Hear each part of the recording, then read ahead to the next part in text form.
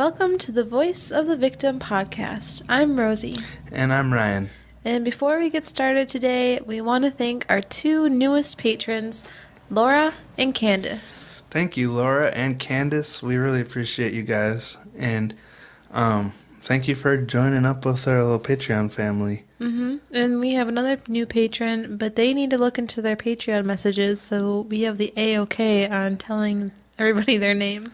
Yeah, we don't like to share people's names unless we have permission. So anyway, with that said, for episode 52, it's been a whole year since we started podcasting. Woo! Yay. It's surprising that we've made it this far. It's pretty crazy. And what's even more surprising is how many people have started listening. And yeah, we really appreciate you guys, because if you weren't listening, we probably wouldn't be uploading every week. So we appreciate that a lot. We really feel like what we're doing has been important to a lot of people. And so thank you all for reaching out and letting us know, and all the kind reviews. And yeah, I guess right now I'm kind of stalling because I'm really nervous about this episode. But also another quick thing is to those of you who have emailed us or given us your stories. We are sorry that we're taking so long to reply. Our lives are quite busy right now. yeah, But don't give up hope. Yeah. We are going to be reading and replying soon. yeah, if we don't reply in a timely manner, it's because I'm terrible at replying because of my memory. Like, I'll read something that we get in, and then I'll want to think about it before replying, and then I just, life gets in the way. So I'll work on that. But since it's episode 52, it's been a whole year, we wanted to do something kind of special because it's a pretty cool milestone. And so this week I'm going to be sharing a very personal story to me. Back in episode 18, Rosie shared her personal story, which if you haven't heard that yet, definitely go listen to that before you listen to this one, because it fits in with the show a lot more. This week we're taking a break from abuse because fortunately I haven't had to suffer through any of that, but I wanted to talk about a subject that's pretty taboo out there and that a lot of people do struggle with, and it's really embarrassing to talk about, and I feel like a lot of people keep it inside because it is really feels shameful, and it's hard to talk about. So I'm super nervous and anxious about this because I have had a lot of shame about it over the years, most of my life, and I finally feel like I'm in a healthy enough place, and I've grown past this part of my life to be able to talk about it. And I've been so inspired by all the people, including Rosie, that have been willing to come on our show and talk about things that were way more difficult than what I'm about to talk about. I guess I'm mostly nervous because the thing I'm talking about is more of a personal issue that I brought upon myself, and there's really no other person to blame besides myself. And I also know posting this publicly will make me vulnerable and open me up to judgment from people that, you know how people are on the internet. But I do think it could be helpful to other people going through the same type of stuff as I did. And as I wrote this outline, I learned a lot about myself and made some connections I hadn't made before. So it was kind of a healing process for me too. It's taken me a while to be able to have the courage to talk about this part of my life in detail, but I think it's time. And before we get into the core of what I want to talk about, I just want to give a bit of backstory on my childhood. So before we get started, do you have anything you want to say, Rosie? No. All right. I think we're all eager to hear what you got to say. I guess I can only put it off for so long. Well, all right. So back to my childhood. When I started school, I lived in this tiny town of about 300 people, Hagen, Wisconsin. And this town, even though it was so small, it actually had its own elementary school. And I went to kindergarten there. But I quickly became a target of bullying. Prior to starting school, I never really had any friends besides my sisters and had no social practice or really any idea what kids were like. So at this point, I was at a pretty normal weight for a child. I was just being bullied because kids are dumb, and I was shy and awkward, so it was an easy target for them. And this actually led to my parents wanting to switch things up because the bullying did get so bad. So in first grade, they moved me to a school in a bigger town about 7 miles away from where I lived in Rice Lake, Wisconsin. I started riding the bus with my sister once I switched to that school, and understandably, she wanted to sit by her friends, so I was usually left alone. And I remember her telling her friends on the bus that I didn't really wipe after using the toilet, which wasn't true. And if it was, I was a first grader at the time, so I mean, whatever. But anyway, they would tease me a lot in front of the whole bus for it, her age group of friends, and it was pretty embarrassing and kind of started me feeling like I was less than other people. And I don't hold it against her now, but because she was only in middle school, but I ended up not really having any friends. And so I would usually sit by myself and end up next to whoever was willing to sit with me. But as the years in elementary school went on, I got bullied a lot. First grade was also the year that I was diagnosed with ADHD, and that was before people realized how common it was, so I felt kind of like an outsider for that. But I remember these two boys I was in school with, Josh and Tyler. Funny. Yeah, ironic, because those happen to be the names of the two people in one of my favorite bands, 21 Pilots, and me and Rosie love together. I'm wearing their shirt right now. Oh, yeah. Cool. But these two kids were not nice. They were basically the reason I feared getting up every day and going to school in elementary school. I really hated it. Were they physical with you? Yeah. I'll get into it a little more, but around this time I had started gaining weight. I remember being in second grade and being so excited that I had surpassed 100 pounds. It was like a game to me at the time, and I had no idea what a struggle being overweight was and what it would be in the future. I just wanted to be big and strong so I could defend myself. But it ended up just giving the bullies more fodder for their attacks on me, you know?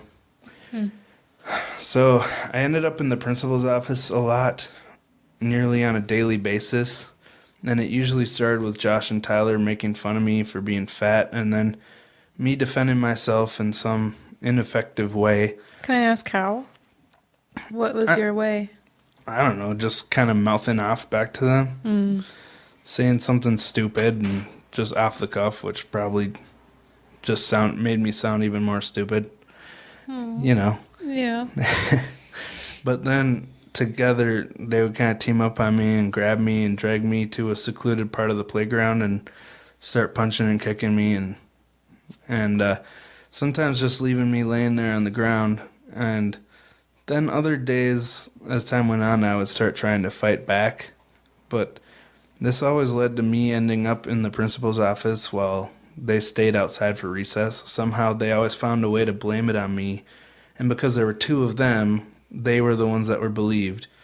And somehow the entire class of 20 or so kids backed them up. Oh, Ryan, that's really sad. I know. Like I said, they were cool kids and I was a loser. So then my principal would send these notifications home with me to have my parents sign and bring back to them, basically letting my parents know I was a troublemaker. And so things continued that way. And as I went, I was in this school until fourth grade, so that's kind of how things were from first to fourth grade. Then I moved to a town that was even closer to the Twin Cities, Hammond, Wisconsin. This was kind of a big move for our family. So I finished fifth grade and went on to middle school in this town. But to be clear, it really wasn't that close to the Twin Cities. True. Now that I'm closer to the Twin Cities, I realize it's me being from out there. the Twin Cities. thinks that Hammond is like a little tiny hick town. Yeah, but it is out in the boonies. But being from Rice Lake and from Hagen, Hammond, Wisconsin seemed like a big upgrade. Oh, that's so sad. I know. So this move happened in the spring of 2001, and it was just before the events of 9/11. And like a lot of people, I developed some serious paranoia after this, so much that I couldn't sleep in my own bedroom for about a month. I think I dragged my twin-size mattress into my dad's room and slept on his floor for a month. Wow. How old were you when 9/11 happened? 10? Huh. Actually, I guess, yeah, 10. Because I was Interesting. born in 91. Because when it happened and I noticed, I like as a kid gave no thought to it. Well, you were, what, 7? Yeah. That makes sense. True. I don't know. But anyways, I was constantly paranoid of a bomb going off in St. Paul or Minneapolis and taking out all the nearby suburbs where we lived. So Not nearby. I was very much a worrier as a child, and I get that from my mom. And you still have it today. I do, don't I? But anyway, and now I'm going to talk about my sisters a little bit. I have 3 older sisters, and I'm actually 8 years younger than my youngest sister. So growing up, they were like 3 extra moms to me. And the only one I really remember living with was my youngest sister. We were the closest, but we also fought the most. And shortly before we had made this big move in 2001, she had met a guy online out in Idaho and decided to move out there. And she didn't tell my mom until the day she did it. It was kind of a big ordeal. That's so bad. I know. My dad and I and my sister all rode in the car and picked her up from work and dropped the news on her when we surprised her picking her up at work. You surprised your mom? Yeah. Okay. And then we drove straight to the airport from my mom's work. That's really messed up. Yeah, it was pretty thoughtless, I guess. But this made my mom sink into a new kind of sadness that I hadn't seen her in before. What was your dad thinking? I mean, I guess he was trying to be supportive, but But being supportive would have been to tell his wife what was happening too. ahead of time, yeah. What the heck? Well, Your it's a tough situation family because is so dysfunctional. it was a tough situation because it was my sister's personal choice, which she had every right to make. Well, yeah, but it was still Yeah, it was a rude. cold-hearted way of executing it. That's Yeah. for sure. But this same year, my middle sister had been staying overnight at our house, and I had always looked up to her. She was my fun sister. Even though she had gotten married when I was around 4 years old, she still always made time to spend with me, and she'd always take me to the video store and let me pick out a movie to rent, and then we'd stay up late and watch it. And I still have vivid memories of her holding me and dancing to the Lion King soundtrack just before she got married. Every time I hear the Lion King, I always think of that. And I don't like picking favorites, but at the time, she was the sister I enjoyed being with the most. Hey man, everyone's got a favorite. Yeah. But one night she was spending at our house in 2001 when I was about 10, and a storm siren went off in the middle of the night. My parents got up to run downstairs, and when we went through the living room to get downstairs, she was there sleeping on the couch. And we were calling her name, trying to get her to come with us, but she wasn't responding. And so my parents tried shaking her awake, but she still wouldn't get up. And then she kind of shifted a little bit, and an empty beer bottle and a half-empty bottle of Captain Morgan came rolling off the couch from under her blankets. And I had no idea before this, but she had actually struggled with alcoholism her whole life. How old is she at this point? In her 30s, I think. Early 30s. Or maybe late 20s. Okay. It's hard to say. I think Oh, here's zucchini. she was born in 77, so. Okay. And this was 2001. But She finally sat up with the help of my parents, but she was barely able to talk, and I'm guessing she was super ashamed that I was seeing her like this, and so sad that she had messed up and relapsed. But this was the first time I'd learned of her struggles, and after this, I learned she had also been abused as a child and never really got the help she needed with it or was able to talk about it until much later in life.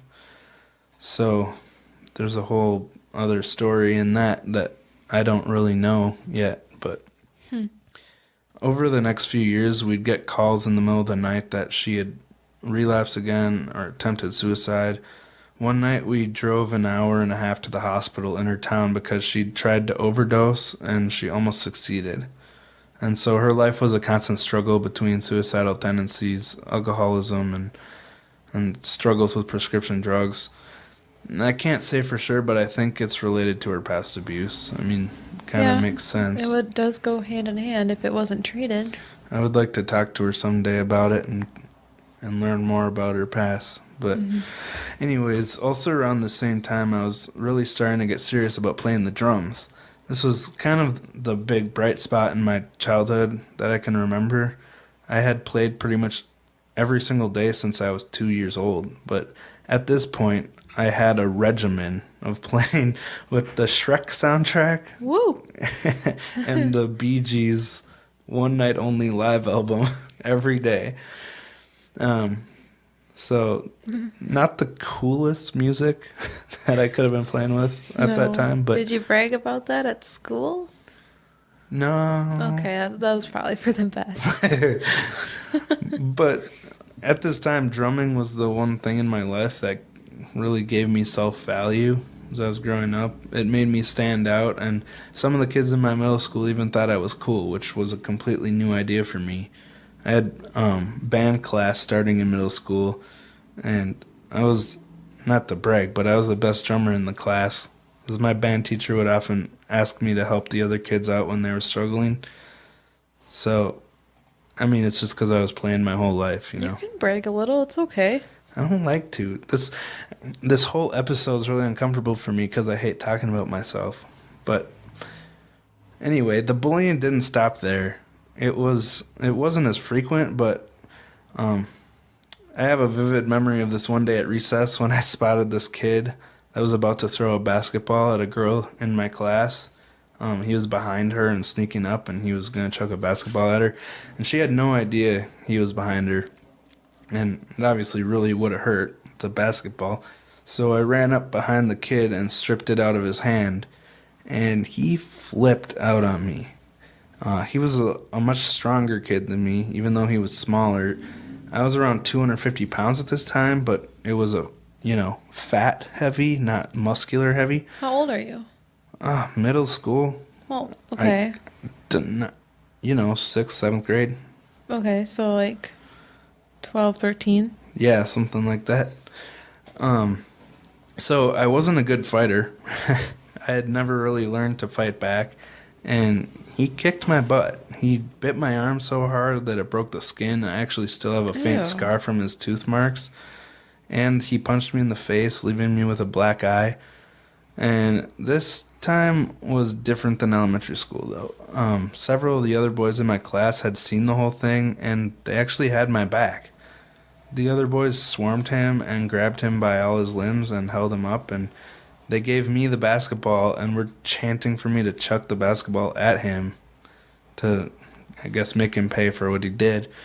And it was tough for me. I felt a lot of emotions, anger, and I was in pain from my new cuts and bruises. And I actually remember having tears streaming down my face. And I wound up the ball. And you threw it as hard as you could at the kid? I threw it at the ground. Oh, Ryan, I think I would have been one of those kids holding the other one down for you. I know you would. But I don't know. I just couldn't bring myself to hurt this kid. And I mean, I knew he had a really rough home life and like a really messed up family. And I knew it wouldn't solve anything. And he probably would have found a way to get back at me in the future, So at first, all the other kids were mad at me too. and they actually ended up throwing the basketball at him anyway. But at least I'd removed myself from the situation, and I think it was more satisfying than if I would have done it, because eventually the other kids did respect me for it, and the bully that I'd stood up to actually apologized to me, and we became friends later on. Really? Yeah, not close friends, but friendly acquaintances. And as far as I can remember, that was the end of the bullying I experienced in school. But around this time, another new kid had moved into town. He was in 8th grade, a year older than me, and I thought he was so cool. We were friends for the next several years, and he was older than me, kind of accomplishing all the stuff I wanted to do before I did, so he got a job at Subway when he was old enough. And That's cool. yeah. Well, it was. Having a job is cool when you're 13. And he bought a guitar with his own money, so that was cool. And he actually built kind of a little studio in his basement. But we started playing music together, and it was fun. But my parents started to notice that this was a toxic relationship, and I hadn't even realized it. But looking back, I can see what they were talking about. He would constantly berate me and tell me I sucked at drums, which was the only thing I thought I was good at. So it kind of, I got used to being the underling. And we'd play video games together, and he'd always beat me. And I just accepted the fact that I sucked at video games. And I would often say that. And, Okay, well, that's fair. I mean, yeah. so I'm going to let you win. I didn't really care. I was like, whatever. Yeah. And he'd remind me of that all the time. Like, you suck, man. So, I realize now that pretty much everything he said to me was to let me know that he was better than me at everything. And it worked on me at the time. I really looked up to him, and I was okay with just being the sidekick. He had a job, he made money, and he was older, bigger, and stronger than me, so... Do I know who this is? No, I don't think so. Okay. But one day, we were playing a round of StarCraft, the PC game. We were playing over a LAN, and we were playing with a fast map, which meant your main building was right next to a mineral deposit, so your workers didn't have to move at all to mine resources, so the gameplay was quick and easy, because you'd have that steady flow of resources. Anyway, What? nerd talk. Right. Okay, cut to the good stuff.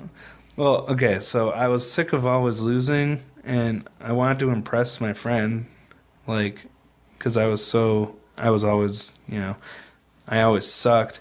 So I used all my resources to fly into his base and just take out his main headquarters, and so he lost his quick resources, which were the advantage of the map, and I was like, maybe this would give me a chance to finally beat him if he didn't have the quick resources like I did. Well, he paused the game, and I was super excited, and I figured he'd continue playing until the end like I did every single time, even knowing I'd lose. But he paused it, and I was playing on the main level of the house, and he was playing upstairs, and I thought maybe he was coming down to say, hey, that was pretty cool. So I ran to the bottom of the steps, and when I saw him, I was like, did you see that? I was super excited to finally find a way to maybe beat him, but instead of saying anything, he just body slammed me into his parents' hallway wall and started yelling at me. And so that's an example of the kind of relationship we had. He was very domineering, and if I did anything to challenge that, he would be physical, So from then on, I was very careful to never do anything too well around him, because I had this strange desire to appease him for some reason. I've always been a chronic people pleaser, which isn't always for my own good. So now I realize that was a pretty toxic friendship, but it did really degrade my self-esteem being in this relationship, which contributed to what I'm talking about.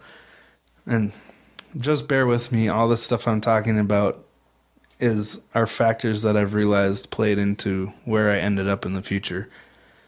But not too long after this, when I was about 14, my mom started realizing that I was at an unhealthy weight, and My parents had always been overweight, and my whole family had struggled with it, but when she took me to the dietitian, I was 292 pounds in 8th grade. So, pretty fluffy. Yeah, pretty fluffy.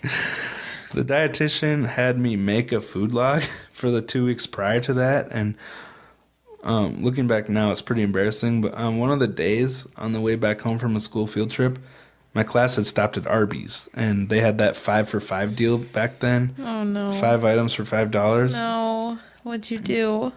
I got 4 sandwiches and a curly fry, which at the time I thought was completely normal, but when my dietitian asked me if I saw anything wrong with it, I was like, no. To me, eating that amount was completely normal, and this is when I actually started becoming aware of my health. She kind of helped me to learn more about that, and I started watching my carbs and running on the elliptical machine, and I was able to get down to 220 from nearly 300, and it felt great at the time. But then I started getting distracted with girls, as None other than girls. teenagers do. Mm-hmm. And instead of spending my time cooking healthy meals and working out like I had been for a while, I focused more on chatting with my friends, who mostly happened to be girls. This was around the time of instant messaging, when it was really popping. And before, I guess it was also around the time of text messaging, but I stopped paying attention to my weight as much. And the summer I graduated in 2009, I decided to take a trip down to Ohio with another friend of mine to go hang out with these 2 girls we knew down there. Ugh. And I know the 2 girls. yeah, by some miracle, our parents allowed us to go down there. The girl I knew down in Ohio, I had a huge crush on her, like more than I ever had in my life. And we'd actually been dating over the internet for a while before I went down there. But the day I got there, I could tell instantly that she was a little disappointed when she saw me. But things seemed to go okay for the first day. We went to a park with our 2 friends, and she actually ended up giving me my first kiss. And so I was like, oh, everything's cool. I was so excited to have a girlfriend. I swear that Say Anything song was playing over and over in my head. You know the one I'm talking about? Girlfriend? Mm-hmm. I think that's what it's called. Actually, no, I think it's got a longer title. But later that day, we all went to the pool, and so I had my shirt off, and she straight up asked me, pointing at my body, what's going on here? She did not. Yeah. She did? Oh, I'll punch a girl for you. Aww. That's so rude. Thank you. Oh, and I know who it is.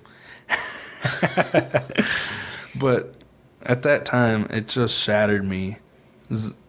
I had traveled all the way down there to see her, you know, and I was really crushing on her. Mm-hmm. So I'm holding back, Ryan. I am holding back. I like it when you get protective.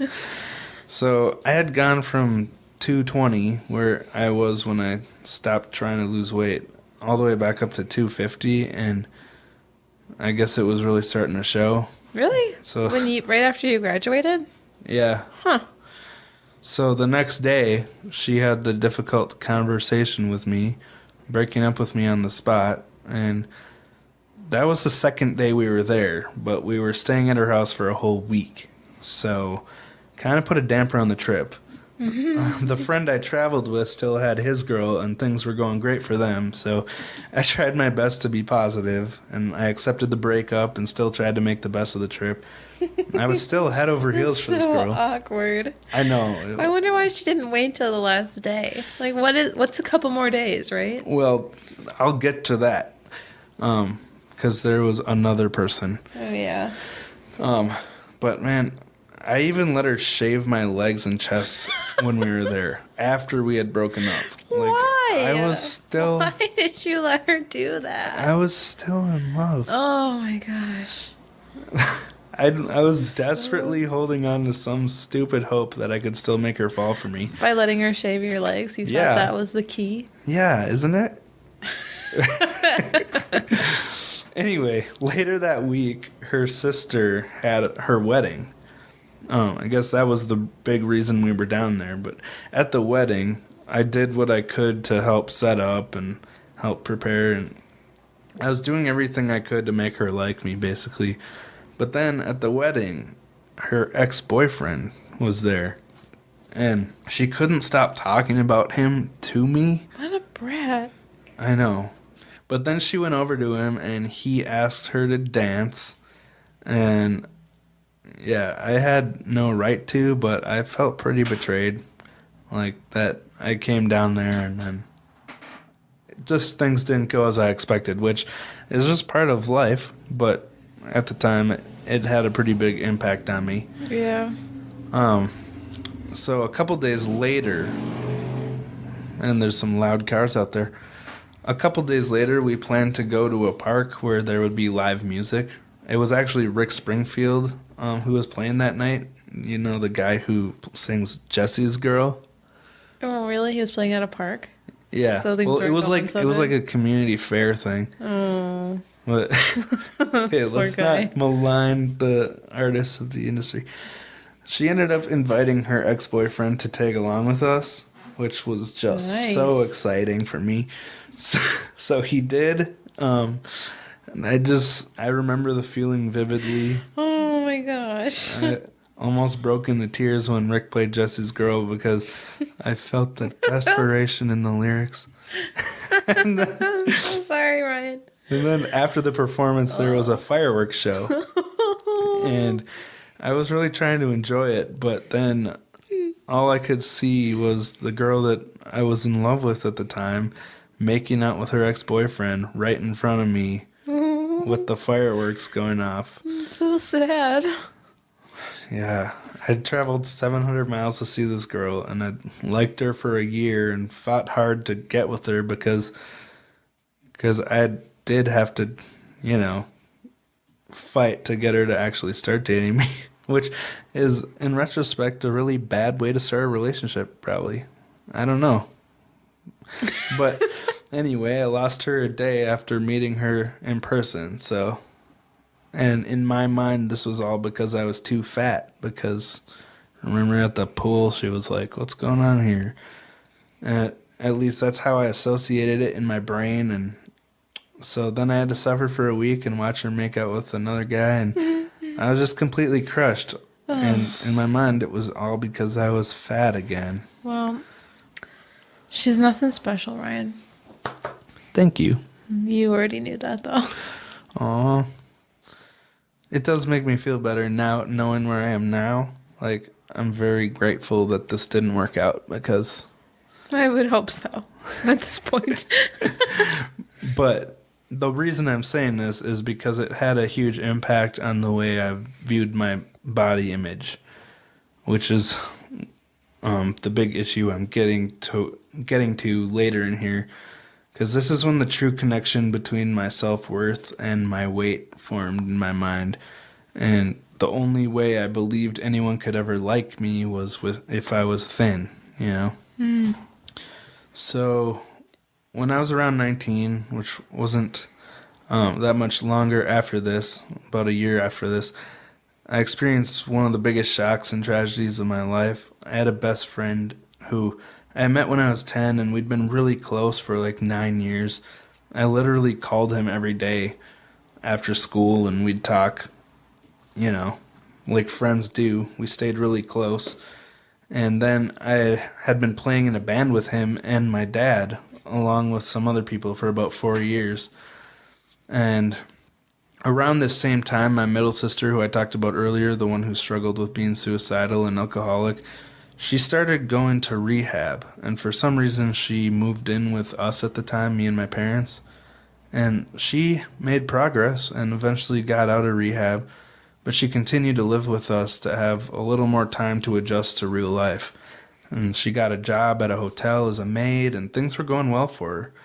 And she and I got really close, and I was excited to finally have a close relationship with a sibling. She was a huge fan of our band, which was really cool. We'd play a show once a month during the winter months, and She even talked about getting her own apartment in a nearby town and offered to let me live with her when I was 18 to get some experience with independence and stuff. But get an apartment in town. Didn't she have her husband and kids? Yeah, she did. I'm confused about how that was all working out, but that's what happened, so. Huh. I think she was trying to learn to live and adjust to real life before going back to them, but I don't know. That's weird. Yeah, it was weird. So, but these plans never did happen, so one day I'd actually opened up my laptop and I saw an email from my best friend. When I opened it, it didn't sound right. It was really romantic and talked about spending the night together. And that's when I realized that I was in my sister's email. And I realized I had just learned some information that was going to be a real burden on me, that my 35-year-old married sister with 2 kids was sleeping with my 18-year-old best friend. Yikes. So, I mean, I didn't know what to do, so I told my parents, who then told her she had to move out. And so she ended up leaving her family and getting married to my best friend, and this started a ball rolling in my family. There was so much fighting and craziness in our house between my parents, and a couple months later is when my dad left and moved out to Idaho, where my youngest sister had moved back in 2001. And I still remember running around and yelling the night that my dad was packing up his car. And when he did walk out the door, I ripped a plaque off the wall, which my parents' wedding invitation was preserved on, and I chucked it at his car as he drove away. And then I started sobbing uncontrollably as he drove away, and I ripped this family name sign that I had made in shop class off the front of the house and smashed it on the driveway. We both had similar moments when our dads left the family. Yeah, I was going to say, you experienced something pretty similar to We that, both too. tried destroying their cars as they left. Yeah, you're right. Special to share that. In a Wow, sick, this sad is a dark episode for a celebration of 1 year, yeah, really. but at least we're not talking about But I abuse. just realized that about the cars. Yeah, It's kind of. I actually realized that too when I was writing this. Mm-hmm. So, I mean, at that moment, I was realizing that our family was completely broken and would never be the same. And so I spent the next few months in a crippling depression where I would never leave the house. And I was really isolating myself, and this was a really dark time in my life. A few friends actually came over and gave me some encouragement, like, you probably want to get out and try to start moving out of this depression. And so I finally did start getting out of the house again and pulled out of this depression. But that's when I started getting really serious about music, because, I mean, it was a really dark time and it inspired a lot of angsty, raw emotion in me. And so I put together a studio and started a YouTube channel where I'd upload new original music every week, and I think it lasted like 20 weeks, and then I did several covers between and after this, but that really helped me, having this outlet, even though it was very embarrassingly angsty, and, you know, Mm-hmm. I don't like watching it now because it's like, man, I was in a dark place, but at the same time, I was struggling with another personal monster. So, finally, if you saw the title and you listened to this, and you're probably like, when is he going to get to the point? I just wanted to give a backstory of the factors that led up to this, so it was kind of easier to make sense of how it happened, because it never just happens, you know, there's always something that leads up to these big problems.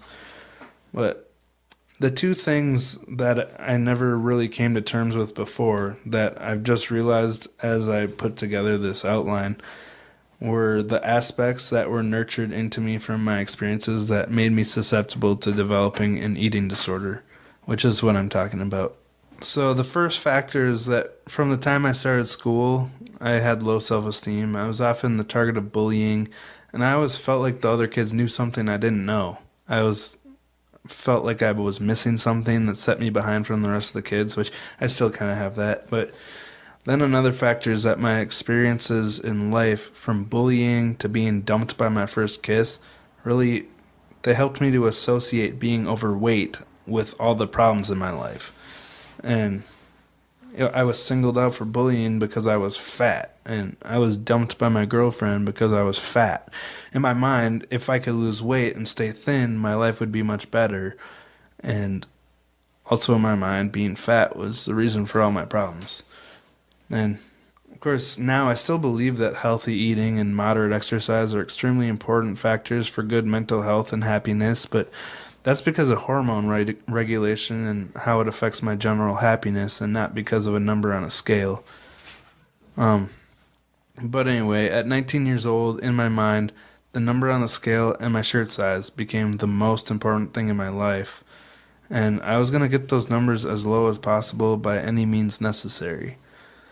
I was really discouraged that I'd gained that 30 pounds back, and again, I started trying to lose weight, but it didn't happen as easily this time.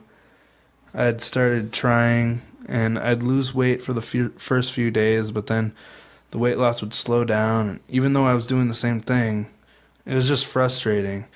And then on top of that, the fact that my family had literally just shattered from out of nowhere led me to be vulnerable to develop a mix of anorexia and bulimia. So that's really what I'm talking about. Was my struggles with eating disorders.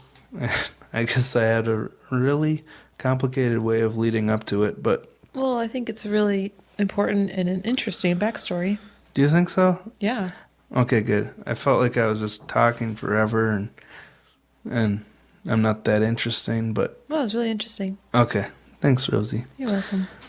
So, most people have a rough idea of what these eating disorders are, but a lot of people think it's just an unhealthy lifestyle choice that people make with a set of accompanying and physically dangerous actions.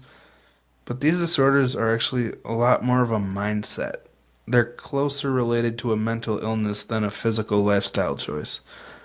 No one would have known I had disordered eating by looking at me. Even though I was nowhere close to underweight, I was still anorexic and bulimic. And I don't need to go into all the details about what these disorders are. You probably already know. And if you don't, you can look it up. But one of the diagnostic criteria that really stands out to me, according to the DSM-5, one of the official diagnostic criteria for bulimia/anorexia nervosa is self-evaluation is unduly influenced by body shape and weight.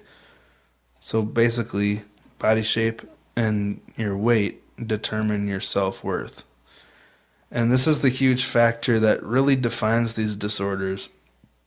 I mean, fasting can be healthy if it's done in a healthy way without being anorexia, you know? Mm-hmm. But evaluating your entire person based on your body shape and weight is where the true problem lies. You know, basing your self-value on that number on the scale or what your shirt size is, you know. So for me, at the time, on a typical day, I would wake up and I'd have a bite of food like a Fiber One granola bar.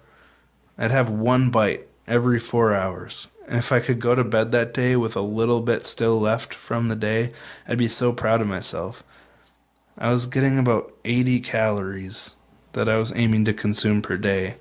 And that's a ridiculously low number. That's crazy. I definitely lost weight during this time, but I also felt exhausted all the time. I felt mental fog and disconnected from reality. And because of this disconnect from reality, I felt like I was doing something really good for me, but that no one else would understand, so I had to keep it a secret.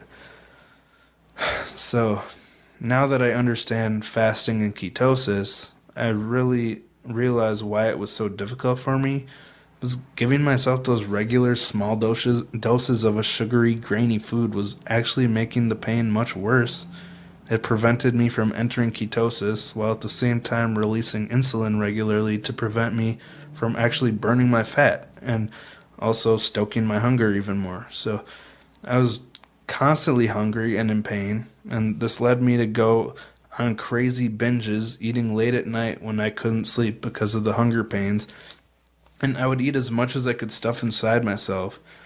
And then once I was stuffed, I'd feel intense regret and shame, and I'd go to the bathroom to purge it all out.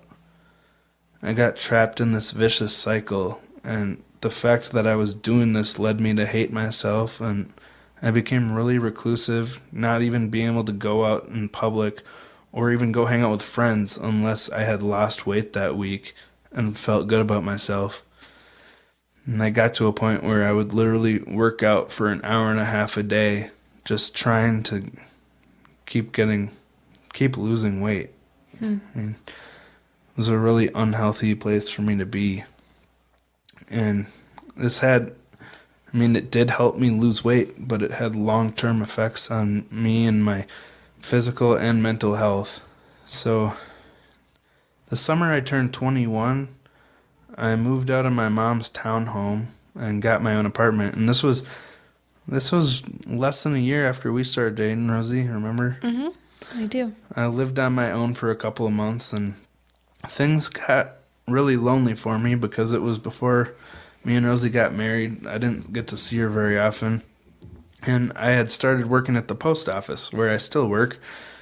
And I started drinking every single day after work because I had just turned 21. Drinking was this brand new world for me because I had really never drank until I was 21.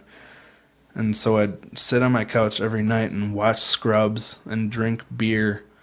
And being a bachelor, I only ate food that I could quickly microwave. So I had a lot of chicken nuggets wrapped in tortillas with ranch. That was like my go-to. Yeah, it wasn't good. Yeah. His apartment was disgusting. Yeah, it was. But anyway, this was completely nutritional garbage, you know? Mm-hmm. And so I easily fell back into bad eating habits because I'd lost weight in such an unhealthy way before. You know, my hormones were so screwed up from that. And I gained about 60 pounds in that next year. I went from 190 back up to 250 in less than a year. One night I actually tried brandy for the first time, and I drank a pretty decent amount of it and fell asleep on the couch. And early the next morning, while it was still dark, I woke up and walked to the bathroom to pee. And while I was peeing, I started getting really lightheaded and actually passed out in front of the toilet.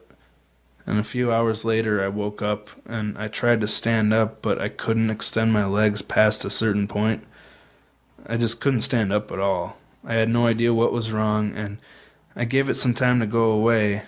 But I spent nearly 2 weeks on the couch, unable to even stand up because I couldn't extend my knee past maybe 120 degrees. Rosie and her mom were actually really helpful during this time. They would come over to my apartment and clean it up for me, and it was not good. My apartment was at the top of some wobbly metal stairs, which I couldn't get down on my own, so I had a few bags of garbage just sitting in my apartment. It was more like 9. Do you remember that? I kind of do. It was really bad, and I'm still ashamed of that, but I finally went to the doctor to get some answers, like why can't I walk? I had to sit on my steps and scoot down one at a time in a sitting position, and it was so embarrassing for me as a 21-year-old to basically be a cripple for no good reason. I rode into the hospital in a wheelchair, but the doctor couldn't find out what was wrong with me. My friend actually is the one that helped me get over it. He suggested that I have some bananas and a Powerade, and it actually worked. I realized that I had a crazy electrolyte and potassium deficiency because I had been eating so unhealthy. And the night it happened, I had also become dehydrated after drinking brandy without enough water. And on top of that, I had rapidly gained 60 pounds over the past year, so I was carrying a lot more weight than my legs were used to. And so this was all just a perfect storm for me to wake up basically crippled. And that was a moment I realized I was no longer a kid and I couldn't just eat anything and be fine. And I was, at this point, just an extremely unhealthy adult. And so I finally understand, looking back, why I had become so depressed around the time I moved out. I mean, my hormones were so out of whack. I had lost my weight in such an unhealthy and unsustainable way. And both eating disorders cause severe mood swings and other mental issues because they literally destroy your hormone balance. So had gotten really depressed because in my younger years I was really mentally stable.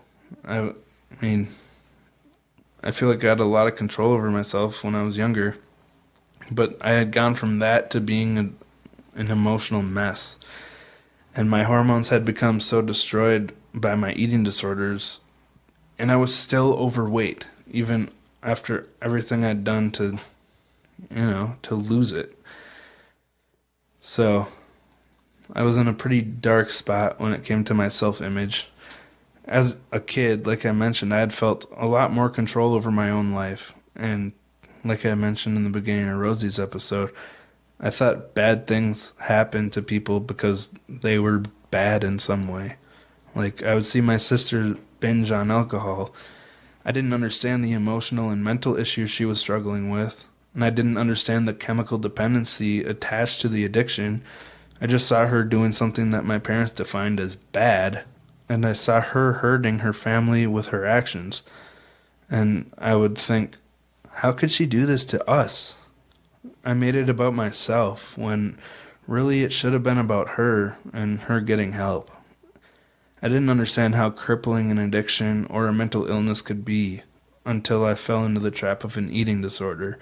And that was when I really started to feel a lack of control in my own life. Up until that point, like I said, I had felt in control. But then I realized how easy it was to lose control. And it scared the crap out of me and knocked me on my butt, forcing me to be humble and admit that I had been so wrong. Which is a big influence on kind of my perspective on a lot of the things we talk about on our show now. Thankfully, since getting married to Rosie, I've developed a lot more healthy view of food. Aww. And I owe a lot of that to having a more structured lifestyle and a very well-kept home. Thank you, Rosie. Aww. You're amazing at keeping our house clean and cozy to live in, and it's always so well decorated and pleasant just to be in. And having this nice environment to call home has really helped me sort out the other messed up areas of my life, because if I didn't have you, Rosie, I would be, I don't know where I'd be. Like, you can look at my family and see that it kind of runs in the family. It does. We're very messed up people. You are. And so having you in my life has really helped somehow for me to be normal, at least this far. That's sweet.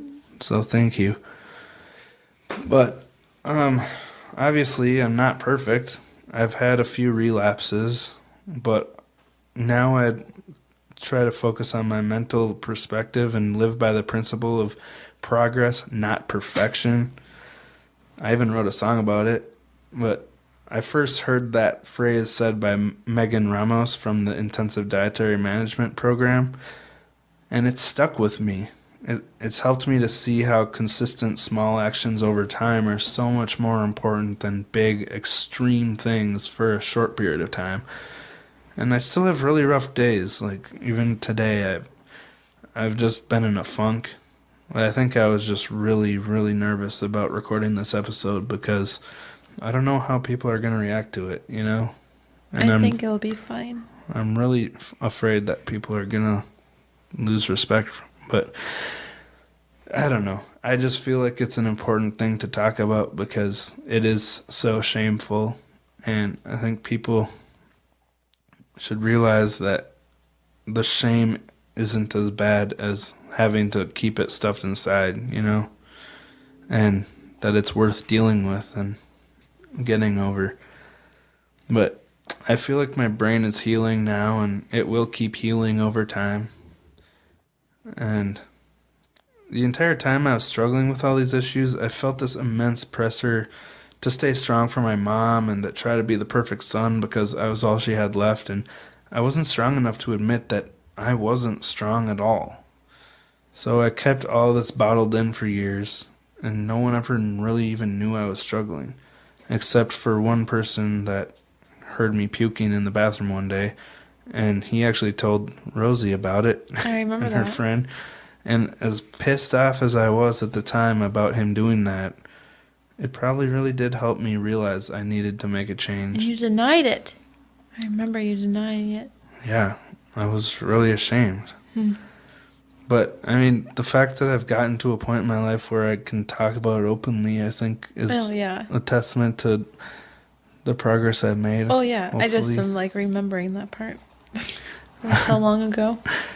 But I want to just say it again. I'm so grateful to have you, Rosie, because you're the only person I've ever met that I truly feel comfortable telling anything to, no matter how embarrassing. And I've never had that even with either of my parents or any other friends. I've always felt like I had to put on a facade and pretend to be stronger than I really was, and it led me to a breaking point.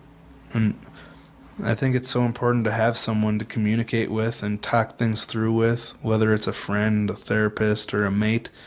So thank you for being so good to me, Rosie. Oh, that's so sweet. You're welcome. All right. Well, if you've made it this far, thank you so much for taking the time to listen to my personal story here. If you haven't heard my co-host Rosie's personal story yet, who's also my wife, if you haven't realized me. that, it's episode 18, and it's this far it's meant a lot to many people, so definitely check that out as well.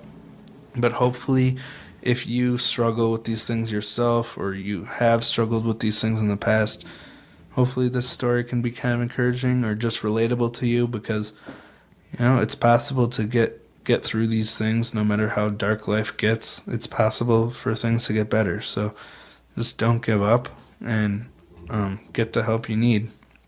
But with all that said, do you have anything you want to talk about, Rosie, before I do this final wrap up?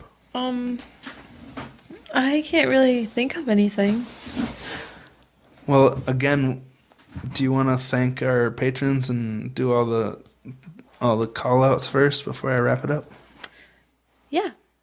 We do want to say thank you again to our new patrons and old patrons that have stuck around with us through this whole year. Yeah. It's been awesome having some support.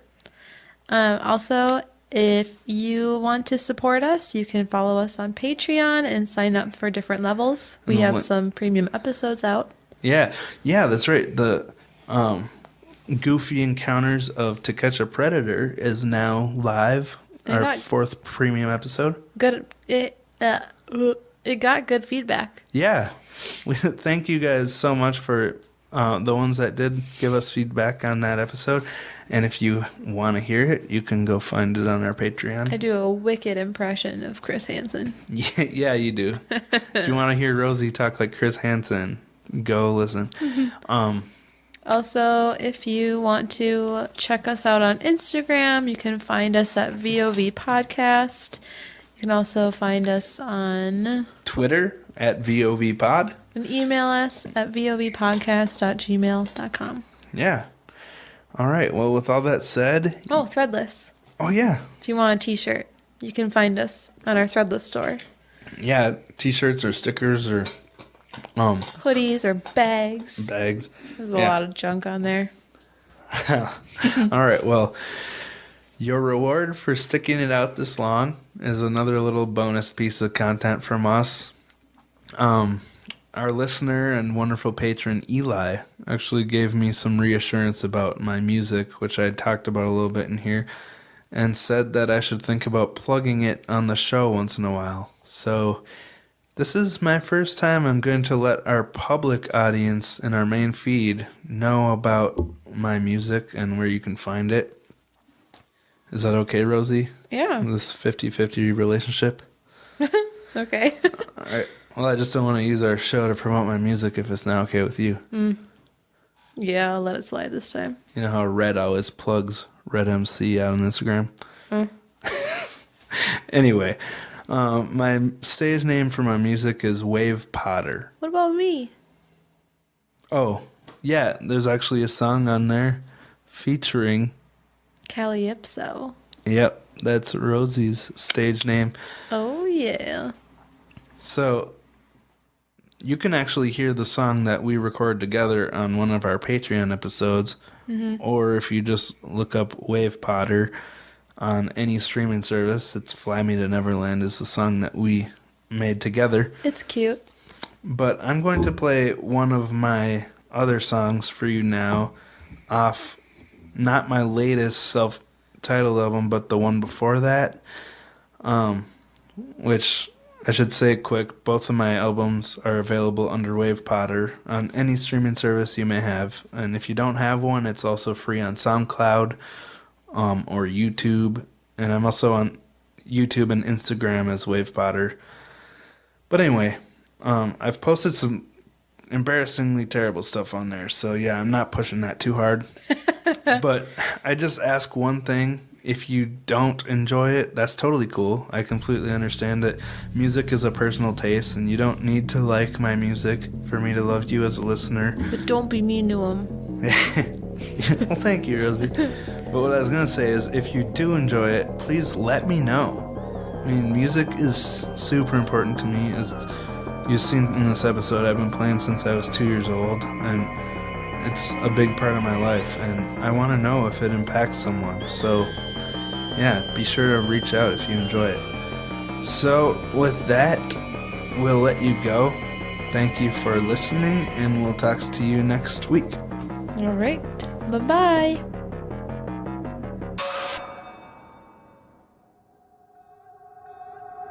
This is the dawn of a new era for us. Moving forward, make it brighter if we choose that. I look to the future with hopeful eyes. So turn the page and don't be afraid, no matter what, we'll be okay. It's up to us to fight for it. If we want to survive.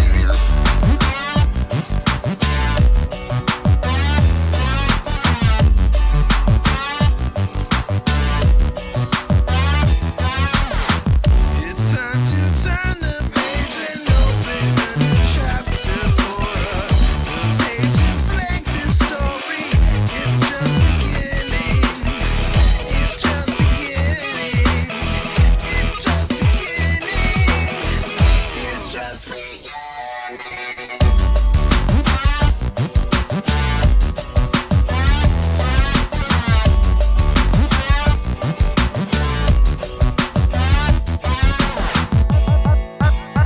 I look to the future with hopeful eyes.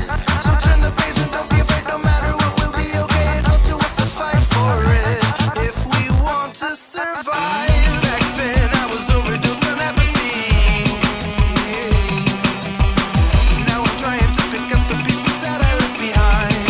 Oh, oh, oh. Back then I was numb and afraid and not unscathed. Oh, oh. Now I wanna be a better person to look up to for the next generation.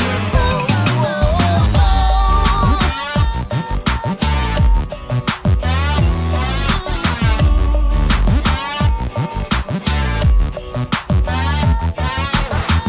This is the dawn of a new era.